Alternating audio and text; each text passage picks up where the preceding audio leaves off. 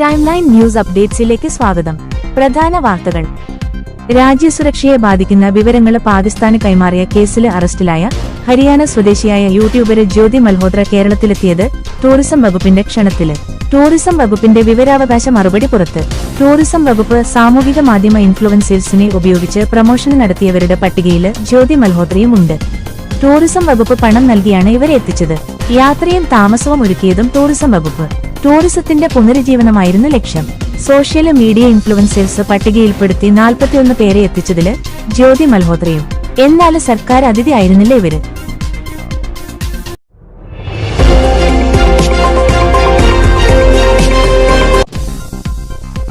തൃശൂരിലെ ഗുണ്ടാ സംഘത്തിനെതിരായ പോലീസ് നടപടിയിൽ commissioner R ഇളങ്കോയെ പ്രകീർത്തിച്ച് board വെച്ചു. ഇളങ്കോ നഗര നെല്ലങ്കര എന്ന പേരിലായിരുന്നു ബോർഡ്. ദിവസങ്ങൾക്ക് മുൻപാണ് തൃശൂർ നെല്ലങ്കരയില് പോലീസ് ജീപ്പ് തകർക്കുകയും പോലീസുകാരെ ആക്രമിക്കുകയും ചെയ്ത ഗുണ്ടാ സംഘത്തെ സംഘട്ടനത്തിലൂടെ സിഇടി പോലീസ് കീഴ്പ്പെടുത്തിയത്.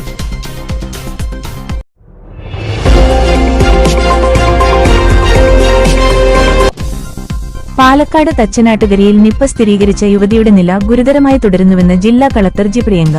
യുവതിക്ക് 2 ഡോസ് ആന്റിബോഡി മെഡിസിൻ നൽകി. ക്ലോസ് കോണ്ടാക്ട് ഉണ്ടായിരുന്ന ഒരാളുടെ ഫലം നെഗറ്റീവാണെന്ന് കളക്ടർ അറിയിച്ചു. 2 പേരുടെ പരിശോധനാ ഫലം കൂടി വരാനുണ്ടെന്ന് കളക്ടർ പറഞ്ഞു. വവ്വാലുകളെ ഒരു കാരണവശാലും തുരത്താൻ ശ്രമിക്കരുത് എന്ന് ജില്ലാ കളക്ടർ നിർദ്ദേശിച്ചു. ജില്ലയിൽ 6 വാർഡുകളിൽ നിയന്ത്രണം ഏർപ്പെടുത്തിയതായി കളക്ടർ പറഞ്ഞു.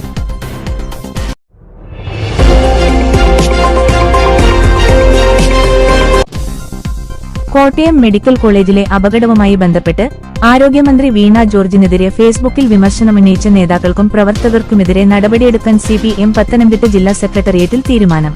3 ദിവസത്തിനകം ബന്ധപ്പെട്ട ഘടകങ്ങൾ നടപടിയെടുത്ത് റിപ്പോർട്ട് ചെയ്യണമെന്ന് ജില്ലാ സെക്രട്ടേറിയറ്റ് നിർദ്ദേശം നൽകി. ഇരവിപേരൂർ ഏരിയ കമ്മിറ്റി അംഗം N Rajeev, Elanthoor local committee അംഗം ജോൺസൺ എന്നിവരാണ് വീണ ജോർജിനെ പരിഹസിച്ചും വിമർശിച്ചും സമൂഹമാധ്യമങ്ങളിൽ പോസ്റ്റിട്ടത്.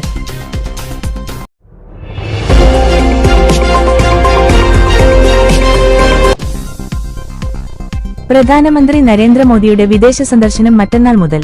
ജൂലൈ 2-3 തീയതികളിലായി ഗാനയിലാണ് ആദ്യ സന്ദർശനം.